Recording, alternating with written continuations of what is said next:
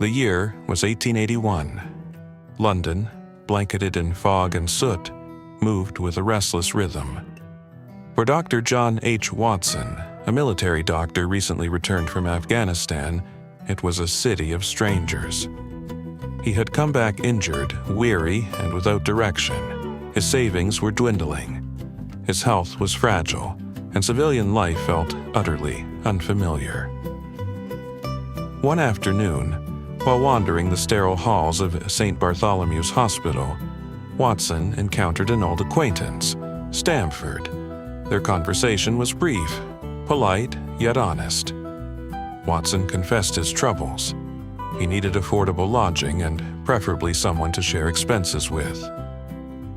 Stamford paused thoughtfully and replied, almost with amusement, that he knew someone else in a similar situation. The man was eccentric, perhaps even strange, a chemist of sorts, obsessed with chemical reactions and dead bodies. Watson raised an eyebrow but said nothing. After surviving war, nothing surprised him anymore. Later that day, Stamford led him into a hospital laboratory. A tall man stood hunched over a bench, his hands stained with reagents, his expression filled with the wild joy of discovery. The moment he looked up, he exclaimed with delight, "I found it, a reagent that conclusively detects old bloodstains." He approached quickly, wiping his hands. "Sherlock Holmes," he said with a firm handshake, "and you must be Dr. Watson. Delighted." That was all.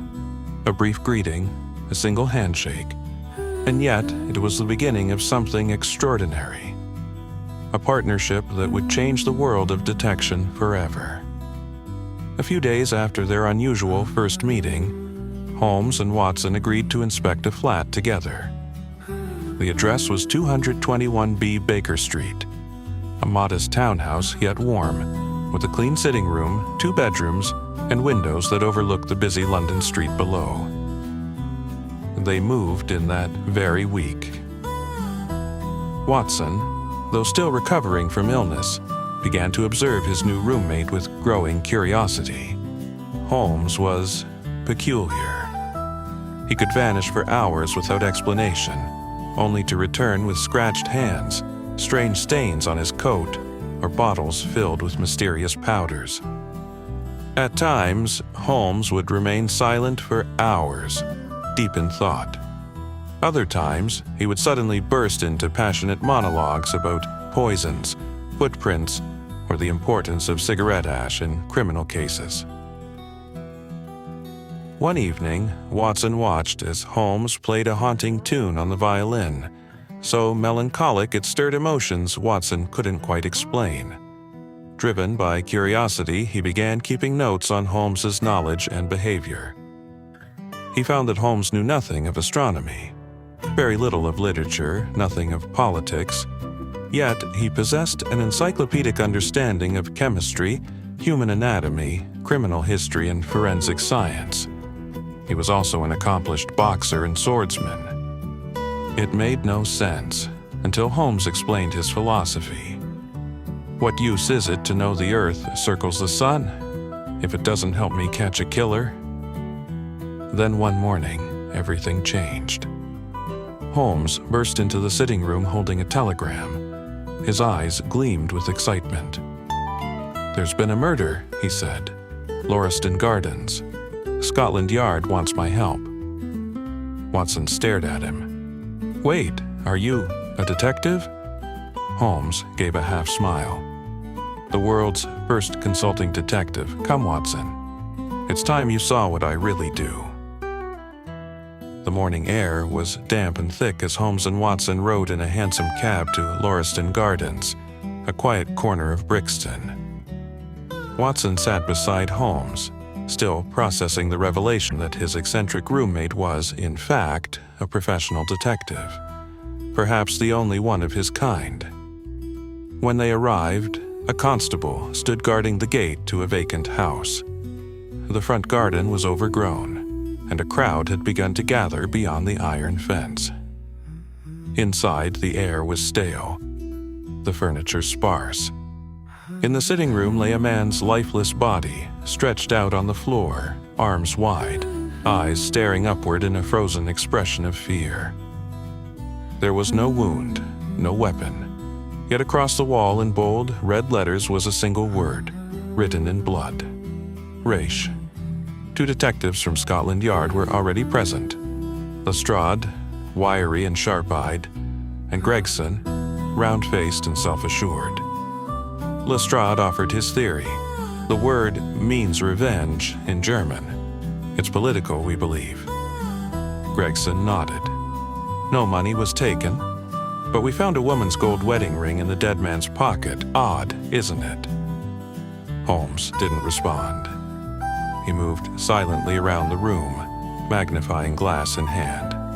He studied the floor, the wall, the ashes near the fireplace.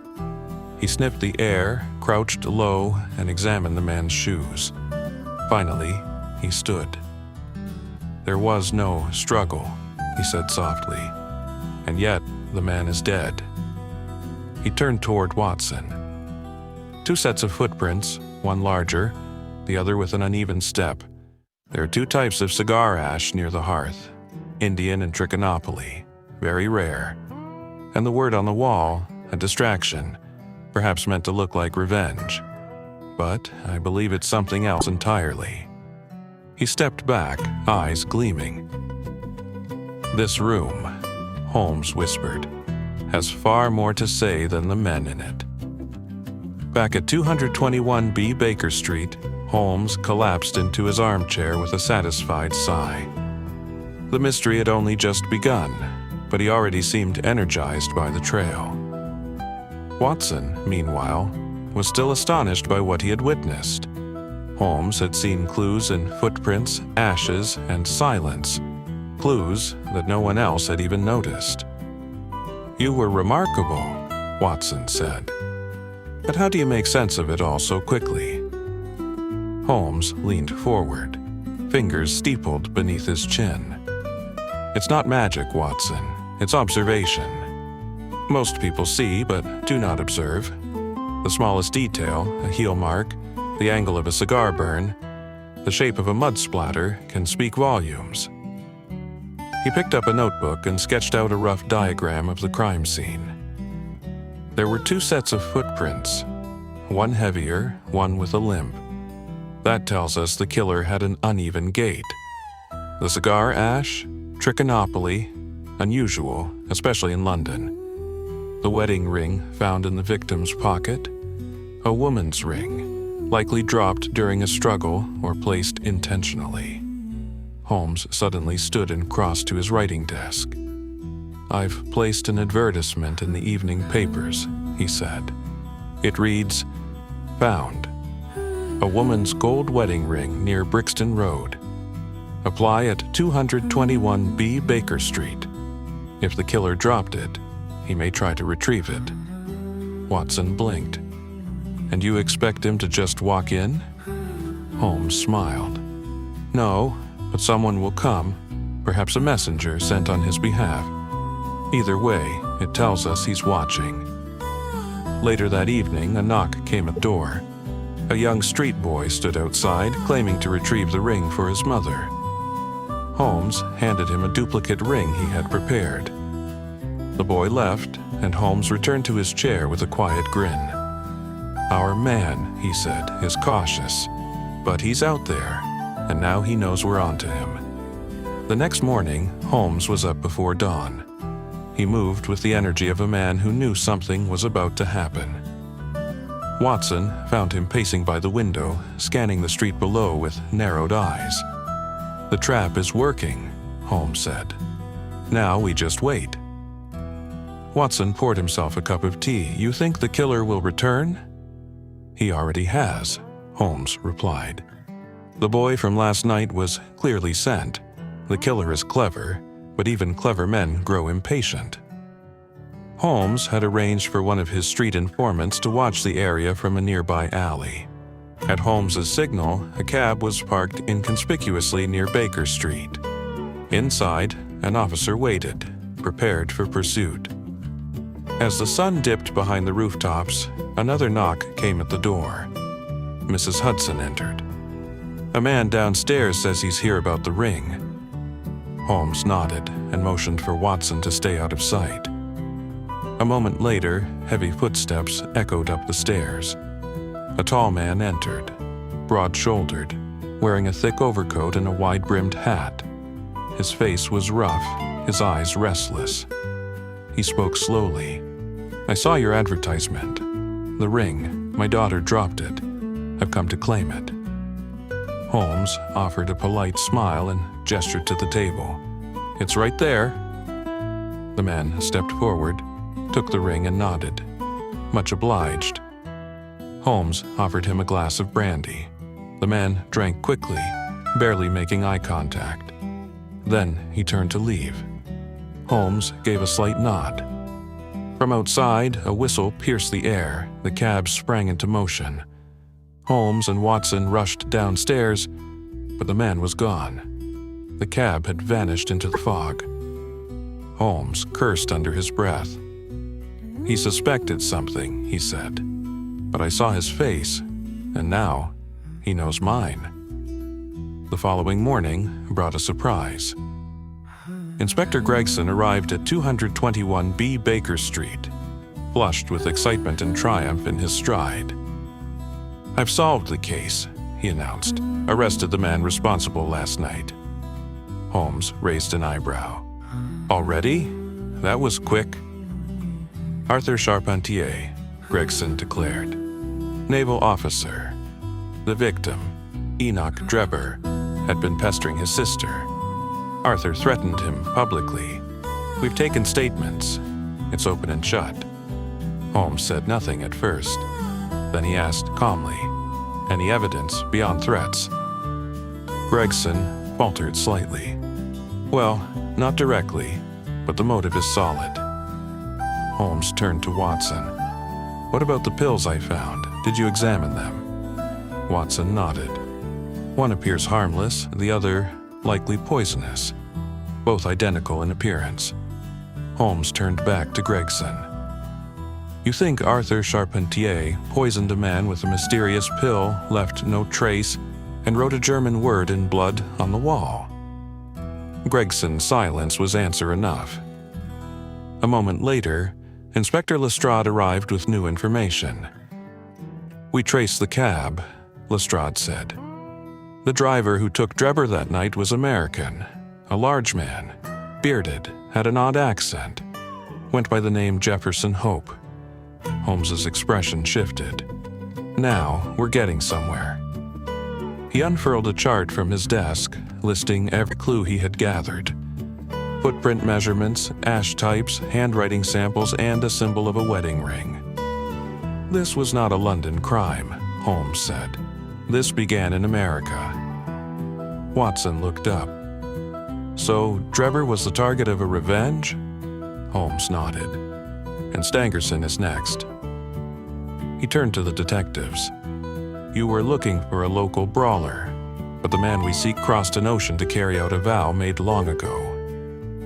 Night fell over London, but Holmes remained wide awake.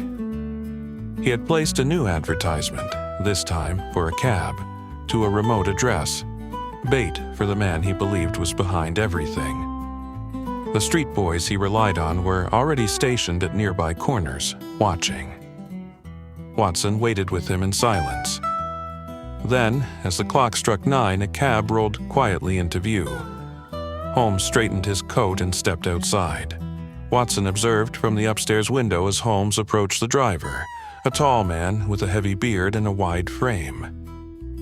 The conversation was brief, and then, without warning, Holmes lunged.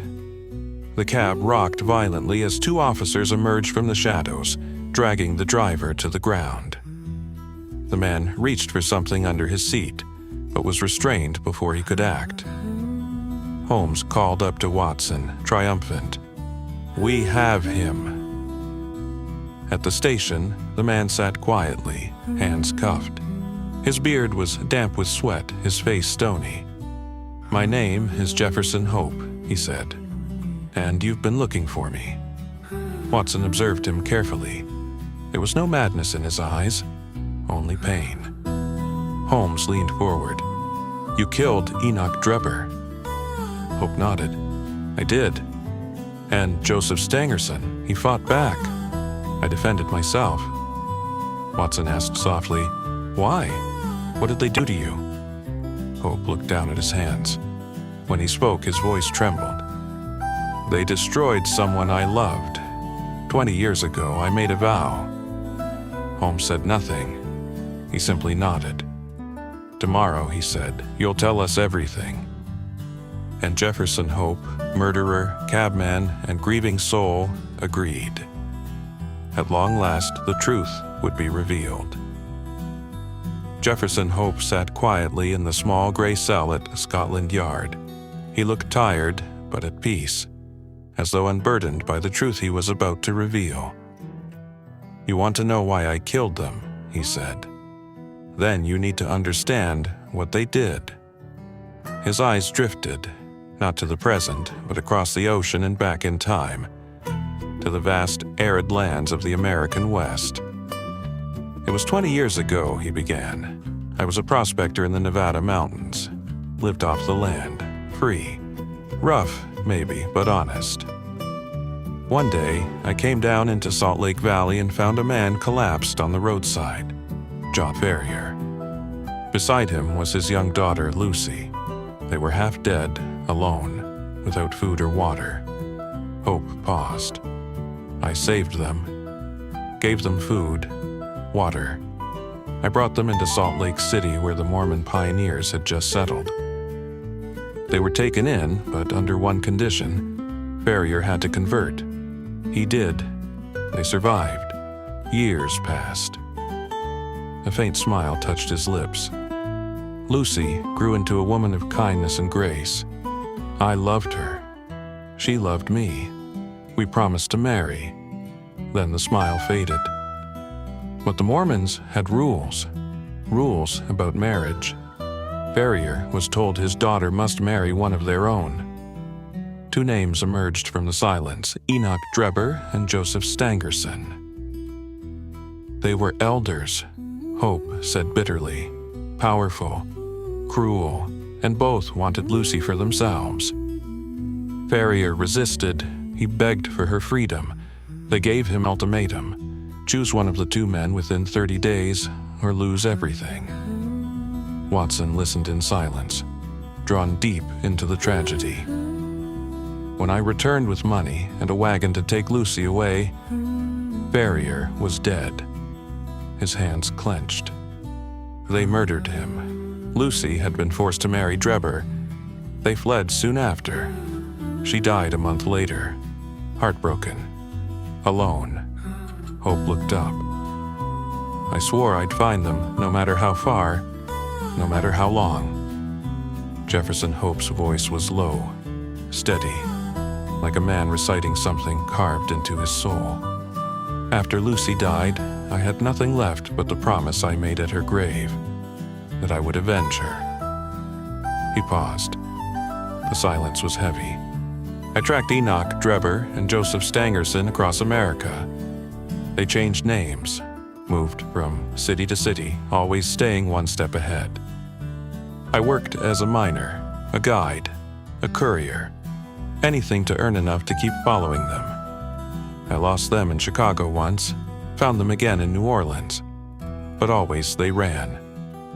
Eventually," he said, "they crossed the ocean. They had money. They thought Europe would keep them safe.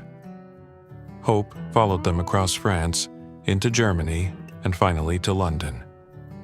I took work as a cabman, the perfect disguise. I could move through the streets, watch without being watched." He spotted Drebber first, alone. Older now, but still the same coward. "I waited until the night he was drunk and alone. I offered him a ride." Hope's hands trembled slightly. "I gave him a choice, 2 pills. One harmless, one deadly. The same choice they never gave Lucy." Watson swallowed hard. Drebber laughed, said I was mad, but I made him choose, and when he did, I watched the poison work. No violence, no blood, just justice. He paused again. Stangerson was harder. He'd taken a room at a boarding house. When I confronted him, he pulled a knife. He was stronger than I expected. I didn't plan to kill him like that, but I did. Holmes said nothing. Watson could hardly breathe. Hope looked up. Now you know. I didn't do it for money or pleasure. I did it because the law couldn't touch them, but I could. Jefferson Hope sat in his cell, calm and unshaken. His confession was complete. There was no attempt to deny, no plea for mercy, only the stillness of a man who had fulfilled his purpose. Inspector Lestrade finished his report. Gregson, though silent, now realized the truth had long been beyond his reach. Holmes stood by the window, arms crossed. Watson broke the silence. "You believe everything he said?" Holmes nodded. "I do. His story matches every piece of evidence we found. And more than that, his motive was consistent. Tragic, even." Watson sighed. It wasn't justice by law. No, Holmes agreed, but it was justice all the same. That night, Jefferson Hope's health declined rapidly. Years of harsh living in the American wilderness, the cold streets of Europe, and a heart weakened by mountain winters had taken their toll. The prison doctor visited in the early hours and confirmed what Holmes had already guessed. He won't see the end of the week. The next morning, Holmes came to visit him one last time. Hope was lying down, pale but conscious. "So," he whispered, "no trial for me." Holmes shook his head gently. "No trial, no gallows." Hope smiled faintly. "She can rest now." He closed his eyes. Later that night, Jefferson Hope died in his sleep. Alone in a narrow cell, but perhaps for the first time in 20 years, at peace. In the days that followed, London's newspapers buzzed with the story. Murder in Brixton solved. American Avenger dead. Consulting detective stuns Scotland Yard. Of course, Gregson and Lestrade each claimed credit. Their names appeared in every headline. Holmes shrugged it off. "What does it matter?" he told Watson. "I care nothing for fame. The work itself is the reward." And so the first case of Sherlock Holmes came to a close, not with applause, but with a quiet sense of justice delivered. Weeks passed since the case had ended. Life at 221. Baker Street returned to a strange sort of normal. Holmes resumed his quiet routines, studying obscure chemical reactions, practicing violin, and scanning the newspapers for anything worthy of investigation. But for Watson, something had changed. He found himself reflecting often on Jefferson Hope's tale, on the broken system of justice, and most of all, on Sherlock Holmes. There was something otherworldly about the man. He could be cold, aloof, even maddeningly arrogant. But he saw what no one else could. Not just evidence, but patterns, connections, truths. One evening, Watson set down his pen and looked across the room. "Holmes," he asked, "how long have you been doing this? Solving cases the police can't touch?" Holmes was lounging on the sofa, a chemistry journal in hand. "Years," he replied without looking up, but this was the first time anyone cared to write it down. Watson hesitated. "Would you mind if I did? Wrote the whole thing as a proper account." Holmes smiled faintly. "If you must, just don't make me out to be some magician. Facts, Watson. Stick to the facts." Watson opened his notebook. He began to write.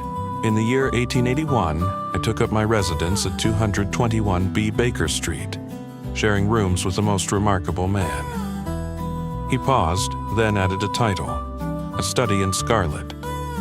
This, he thought, was just the beginning. London carried on. unaware that in a modest flat on Baker Street a legend had quietly begun. Dr. John H. Watson finished writing his account of the Lauriston Gardens case. The ink dried on the final page and he leaned back in his chair, reflecting on the strange, brilliant man who had stepped into his life without warning. Sherlock Holmes. He was unlike anyone Watson had ever known. A mind sharp as a blade, a soul seemingly untouched by vanity or sentiment. Yet, beneath that cold precision, Watson sensed something deeper, a hunger not just to solve crimes, but to understand them.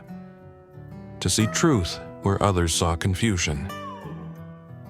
One evening, Watson looked up from his writing. "This will be your legacy, you know," he said. "This case, these pages. One day, people will speak your name as the greatest detective of all time." Holmes simply shrugged. "I have no interest in legacy, Watson. I solve problems, that's all." But Watson wasn't so sure. The newspaper clippings on the mantel, the scattered notes, the ever-growing pile of unsolved mysteries. It was clear this was only the beginning. In time, there would be more cases, stranger crimes, more dangerous adversaries. But no matter how dark the path, Holmes would walk it with his mind as his compass and Watson by his side. And so, the story that began with a quiet handshake at a hospital laboratory now set the stage for a series of adventures that would reshape the world of criminal detection forever. A murder in a forgotten house had revealed something far greater.